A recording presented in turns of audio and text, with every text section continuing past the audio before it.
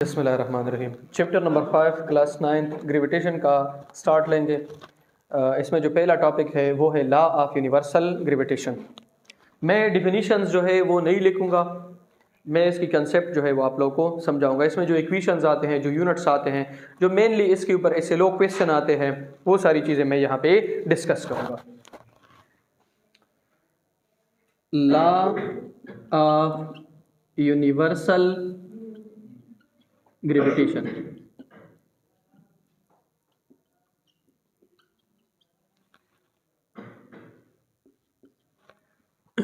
Law of universal gravitation का जो concept है वो ये है कि हमारी दुनिया में जहाँ कहीं भी दो मासेस होंगे, जहाँ कहीं भी दो मासेस होंगे, एक मास को हम नाम देंगे m1 और दूसरे मास को हम नाम देंगे m2, और इन दोनों के सेंटर से डिस्टेंस लेंगे r। क्या लेंगे? r। अब ये लॉ हमें कहती है कि जहां पर भी दो मासेस होंगे, इन दोनों मासेस के दरमियान एक अट्रैक्टिव फोर्स होगा, और वो फोर्स जो है उसका मास की प्रोडक्ट के साथ डायरेक्ट रिलेशन होगा, और इनके दरमियान जो डिस्टेंस है उसके साथ इनवर्स रिलेशन होगा। मेरी बात को गौर से समझो। लॉ ऑफ यूनिवर्सल ग्रेविटेशन हमें कहती है कि there will be attractive force between any two objects in the universe. This force will be directly proportional to the product of the masses and inversely proportional to the square of the distance between their centers. जहां कहीं पर अगर आपके पास दो masses है, उनके दरमियान एक अट्रैक्टिव फोर्स होगा, वो डायरेक्टली प्रोपोर्शनल होगा m1 ज़रबे m2 if r is equal to constant. इसको अभी समझो कि ये हमें क्या कहती है।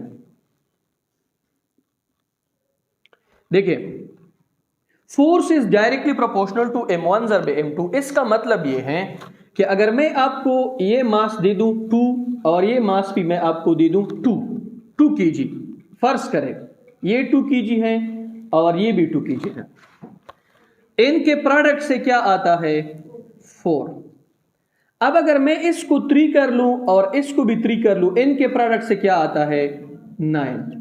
तो 9 का प्रोडक्ट ज्यादा है, यहां पे फोर्स ज्यादा होगा, इसका प्रोडक्ट कम है, यहां पे फोर्स क्या होगा?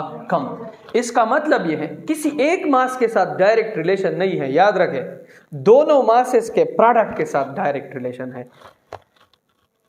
ये दोनों मासेस का अगर जरा प्रोडक्ट ज्यादा आ गया है तो आपके पास फोर्स क्या होगी? ज्यादा होगी, लेकिन आर उस वक्त क्या होना चाहिए? कांस्टेंट। आर में कोई चेंज आपने नहीं करना। देखो, अगर मैं आपको कहूं कि ये दो मासेस है और ये दो मासेस है, ये 3 kg है और ये लेट्स कंसिडर करें 10 kg है। इसके दरमियान जो फासला है वो 2 मीटर है और इसके दरमियान फासला भी 2 मीटर है। आप मुझे बताएं कि इसमें फोर्स किस में ज्यादा होगा? नीचे वाले में ज्यादा होगा। क्यों? क्योंकि इनके प्रोडक्ट से 1000 आता है, 100 और 10 ज़रबे 10 से क्या आता है? 100 आता है, और इनके प्रोडक्ट से 9 आता है। तो यहां पे फोर्स कम और यहां पे फोर्स ज्यादा। ये तो डायरेक्ट रिलेशन की बात हो गई। अब इसके बाद एक इनवर्स रिलेशन भी है, और वो क्या है? Force is inversely proportional to r square if m1 and m2 is equal to constant. अगर आप ऐसा करें कि ये मास 2 है, ये मास भी 2 है, इन दोनों के दरमियान पहले जो फासला था वो 2 मीटर था। अब आप इस फासले को कहां पे लेके जा रहे हैं? 4 मीटर पे लेके जा रहे हैं। तो फोर्स का डिस्टेंस के साथ इनवर्स रिलेशन है, लेकिन स्क्वायर में है। इसको हम इनवर्स स्क्वायर लॉ कहते हैं। याद रखिए इसका हरगिज ये मतलब नहीं है कि एक मास का रेडियस है दूसरे मास का रेडियस है, इसकी वजह से इसमें आर स्क्वायर आया है। यहाँ पे इनवर्स स्क्वायर लॉ है, इनवर्स स्क्वायर लॉ यहाँ पे ये जो आर स्क्वायर है ये एक्सपेरिमेंटल वैल्यू है, एक्सपेरिमेंटली ये चीज़ वेरीफाइड है कि अगर आप डिस्टेंस को 2 दफ़ा बढ़ाओगे तो फोर्स में कितनी दफ़ा डिक्रीज आएगी? 4 दफ़ा। अगर आप डिस्टेंस को 3 दफ़ा बढ़ाओगे तो फोर्स में कितनी दफ़ा डिक्रीज आएगी? 9 टाइम इंक्रीज आएगी। 3 3 आर 9। यहाँ पे आर जो है वो स्क्वायर में है। ये इसके ऊपर जिन लोगों ने काम किया है, जिन साइंटिस्ट ने उनके ऊपर काम किया है, इन्होंने ये एक्सपेरिमेंटली ये चीज़ वेरीफाई की है कि फोर्स जो है वो इनवर्स रिलेशन है उसका आर स्क्वायर के साथ, आर के साथ नहीं है, आर स्क्वायर के साथ इनवर्स रिलेशन है। ठीक है, इसको मैंने नाम दिया है इक्वेशन नंबर 2। अब ये चूंकि इक्वेशन नहीं है, अभी हमने इसको इक्वेशन बनाना है, तो यहां पे मैं क्या लिखूंगा? Combining 1 and 2। 1 और 2 को आप कंबाइन कर लो तो आपके पास क्या आ जाएगा? If is directly proportional to m1 m2 divided by r square. Proportionality को खत्म करो, f is equal to k constant लगाओ g m1 m2 divided by r square. यहां पे ये जो g है, g कैपिटल G, इसको हम ग्रेविटेशनल कांस्टेंट कहते हैं या इसको हम केवेंडिश कांस्टेंट कहते हैं। कौन सा कांस्टेंट? केवेंडिश।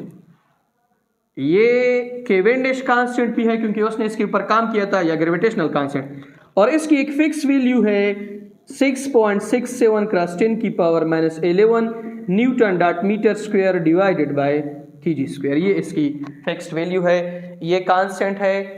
इसका कोई रीजन नहीं है कि आप मुझे ये कहें कि सर यहाँ पे g की जगह पे कोई और कांस्टेंट क्यों नहीं लगाया है।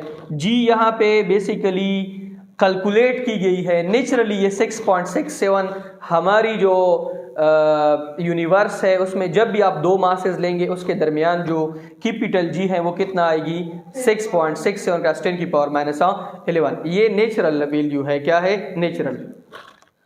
और ये इस इक्वेशन के दोनों साइड्स को आपस में बैलेंस करती है। जब प्रोपोर्शनलिटी आप खत्म करोगे यहाँ पे अगर आप G लगाओगे तो दोनों साइड्स आपस में बैलेंस होंगे, अदरवाइज ये आपस में बैलेंस नहीं होंगे किसी और कांस्टेंट के साथ। अच्छा, अब इसके बाद अगर आप इस G की यूनिट को निकालना चाहते हैं तो किस तरह निकालोगे? F is equal to G m1 m2 divided by r square. यहां पे आर स्क्वायर मल्टीप्लाई करो, G m1 m2 divided by r square, यहां पर भी आर स्क्वायर मल्टीप्लाई करो, ये और ये आपस में कैंसल, तो r square F is equal to k G m1 m2, यहां पर आप करो m1 m2, यहां पर भी करो m1 m2, दोनों cancel, G is equal to r square F divided by m1 m2। तो G is equal to force की जगह पे न्यूटन, R की जगह पे मीटर स्क्वायर, ये कीजिए और ये कीजिए, इससे क्या आएगा? kg square. तो newton dot metre square dot kg inverse square, ये इसकी क्या है? यूनिट है। वैल्यू मैंने आप लोगों को बताई है, इसको याद करोगे 6.67 क्रॉस 10 की पावर -11, और यूनिट है newton dot metre square divided by kg square भी आप कह सकते हैं, या डॉट kg इनवर्स स्क्वायर भी आप कह सकते हैं। अच्छा, अब इसका अगर मैं ग्राफिकल एनालिसिस करूं, एक ग्राफ के जरिए मैं आप लोगों को समझा दूं, ये जो आर और फोर्स है इसको मैं ग्राफ के जरिए समझाता हूं।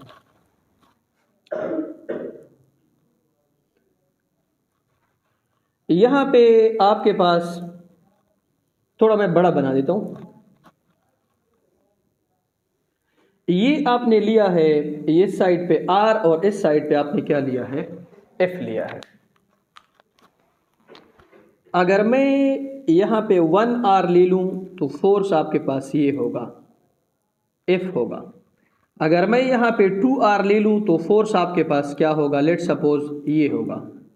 अगर मैं 3R ले लूं तो फोर्स आपके पास ये होगा। अगर मैं 4R ले लूं तो फोर्स आपके पास ये होगा। अब ये किस तरह आएगा इसको जरा हम समझ लेते हैं, ठीक है।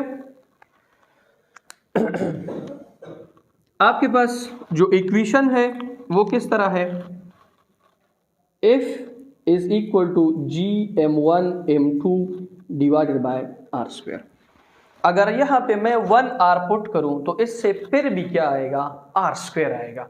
तो ये इक्वेशन बिल्कुल इसी तरीके से आएगा। अगर यहाँ पे आप 1 पुट कर लो, 1 का स्क्वायर क्या आता है 1, तो यही इक्वेशन दोबारा आएगा। तो इसका मतलब यह है कि अगर फासला आपके पास 1r है तो फोर्स आपके पास मैक्सिमम होगी। क्या होगी, मैक्सिमम। इसको आपस में इस तरीके से आप कनेक्ट कर लो कि ये आपके पास F है और ये आपके पास R है।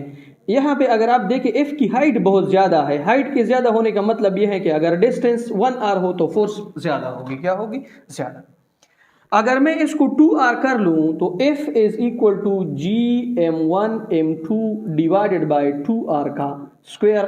F is equal to GM1 M2 divided by 4r square, या F is equal to GM1 M2 divided by r square. ये फिर किस चीज़ के बराबर है, F के, तो F डिवाइडेड बाय 4। अब यहाँ पे देखें, जब मैंने फासला 2r लिया तो फोर्स कितने टाइम डिक्रीज हुआ, 4, F डिवाइडेड बाय 4। अब अगर मैं यहाँ पे 3 पुट करूँ, F इज इक्वल टू के GM1 M2 divided bye 3r का स्क्वायर। इससे क्या आएगा, GM1 M2 divided by 9r square.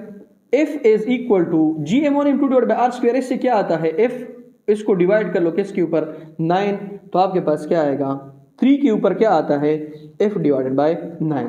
इस तरह 4 के लिए आप करोगे तो यहाँ पे आपके पास आएगा F is equal to F divided by 16 आएगा, F डिवाइडेड बाय 16।